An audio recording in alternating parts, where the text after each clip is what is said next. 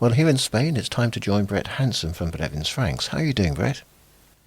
I'm good, Howard, thank you. How about yourself? How's things? Things are good. Nice to catch up with you again. The UK Exactly. Chancellor Jeremy Hunt delivered the UK 2023 budget on the 15th of March. So this week, Brett Hanson and I will discuss the tax and pension changes that were announced. So, Brett, from what I gather, the biggest tax change announced in this UK budget was the abolishment of the pensions lifetime allowance. Can you summarise what this allowance is and which tax charges are involved? Yes, of course, Howard. Yes, probably the biggest tax change announced in the UK budget was Jeremy Hunt abolishing the pension lifetime allowance. And this allowance, Howard, is a limit on how much you can build up in pension benefits over your lifetime while still enjoying the full tax advantages of them. If you go over the allowance, you'll generally pay a tax charge on the excess. The current limit is just over £1 million, and whilst this used to increase with inflation, in March of 2021, it was announced that this would be frozen at this level until the 2025-2026 tax year. And this allowance applies to the total of all the combined pensions someone has, including any defined benefit or otherwise known as final salary pensions, and defined contribution pensions such as personal pension plans and self-invested pension plans. But it does exclude state pension.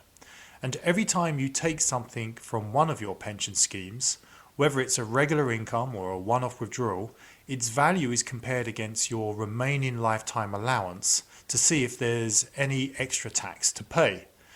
You can work out whether you're likely to be affected by this limit by adding up the expected value of your pensions to see if they might go over this approximate £1 million lifetime allowance. But just be aware that what matters is the value of your pensions at the point the checks are done. So you might need to take into account how the value of your pensions might change between now and the time you expect a check to be carried out. For example, Howard, if you're, say, 55 years of age now, but don't expect to begin taking any money out of your pensions until, say, you're 60, you'll need to consider how much value of your pensions might increase between now and then. If your pensions do increase over this time, then this will use up more of the lifetime allowance available to you.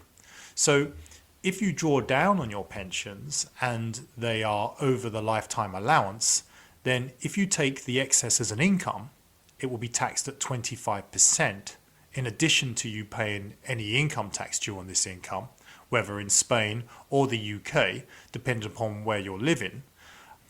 And if you take the excess as a lump sum, then this will be taxed at 55%, in addition to any income tax due. And so for those listeners who have pensions which total over £1 million, or could reach this amount or beyond by the time they start taking benefits from their pensions, Jeremy Hunt's announcement could prove to be significant. So was the announcement that's being abolished a surprise? And when does the change come into effect? Well, it certainly caught me by surprise, Howard, but I wasn't alone. It also caught the whole pension industry by surprise, along with the political opposition parties. After all, and as I previously mentioned, whilst the current limit of just over £1 million used to increase with inflation, it was only in March 2021 that Rishi Sunak, then the Chancellor of the Exchequer, froze it at this level until 2025-2026 tax year. And so to fast forward just 2 years later, at a time when we are constantly being reminded that the UK finances are not in a particularly good shape and that there's little room to reduce taxes, Jeremy Hunt has announced that this charge will be removed from the 6th of April of this year, before the allowance is fully abolished from the 6th of April of next year. How has this announcement been received? Well, I guess for the 1.3 million who are estimated to be on course to breach this lifetime allowance, which is believed to be less than 4% of the UK workforce, they will be very happy.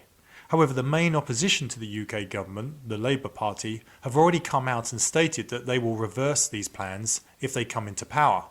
In fact, the Shadow Chancellor, Rachel Reeves, said that this was the wrong priority at the wrong time for the wrong people.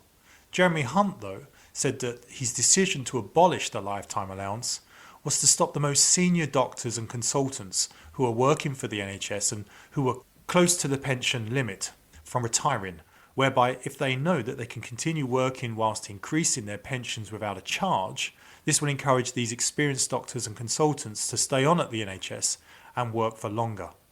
Certainly the chair of the British Medical Association's pension committee, Dr. Sharma, said that scrapping the lifetime allowance will be potentially transformative for the NHS, as senior doctors will no longer be forced to retire early and can continue to work within the NHS for a number of more years. Did the budget include any other pension reforms? There are a few other reforms, Howard. The one of most significant after the abolition of the lifetime allowance relates to how much you can contribute to a pension whilst tax relief still applies.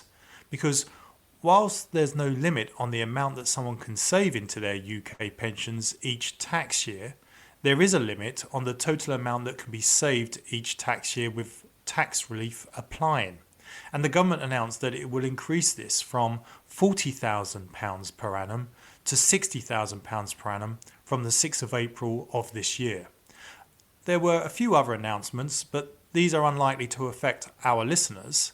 I would, though, like to highlight that the maximum pension commencement lump sum for those without protections will be retained at its current level of just over £268,000.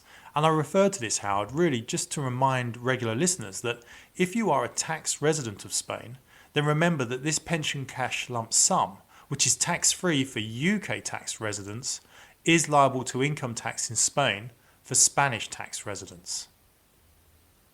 Moving away from pensions, were there any other tax changes that could affect our listeners?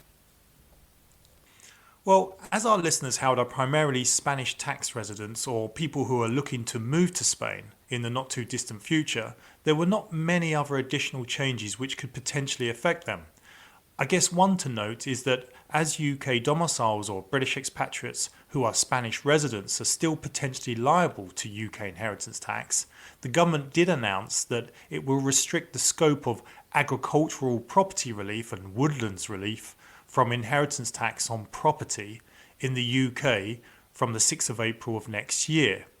Obviously, this isn't going to affect many of our listeners, Howard, but it is an opportunity to highlight that even when someone is living in Spain, their estate could still be liable to UK inheritance tax. So other than pensions, there weren't too many tax changes then. But if I remember right, Mr. Hunt's autumn budget contained a number of changes to tax allowances. Can you remind us what these are? Yes, Howard. Last year's autumn budget, which really was about putting the UK's finances on a more sounder footing, and to reassure the markets that the government was committed to balancing the books, Jeremy Hunt announced a number of measures which would commence in April of this year. These were the lowering of the additional tax threshold, where someone starts paying UK income tax at 45%. It currently starts from £150,000, but in April of this year, it will start at just over £125,000 per year. The capital gains tax annual exemption will decrease from £12,300 to £6,000 a year from this April, but then decrease to £3,000 per tax year from the 6th of April of next year. And the income tax personal allowance, the higher rate threshold, the national insurance contributions upper earnings limit and upper profits limit, which were already fixed at their current levels until April 2026, were extended until April 2028. And finally, the UK inheritance tax nil rate band of £325,000 and the residential nil rate band of £175,000 will remain at their current levels until 2028. Interestingly, the UK inheritance tax receipts for April 2022 to February 2023 were £6.4 billion, which is an increase of £0.9 billion compared to the same period as last year. In fact, buried within the small print of the spring budget was confirmation that the government expects to benefit from an extra £3 billion more than previously thought from IHT over the next 6 years. Of course, if any listeners would like to understand how UK inheritance tax can still impact the estates of Spanish tax residents and whether there are ways to avoid or mitigate these taxes, they can contact us at Blevins Franks. So, Brett, all in all, what advice do you have for UK nationals living in or moving to Spain following these two last UK budgets?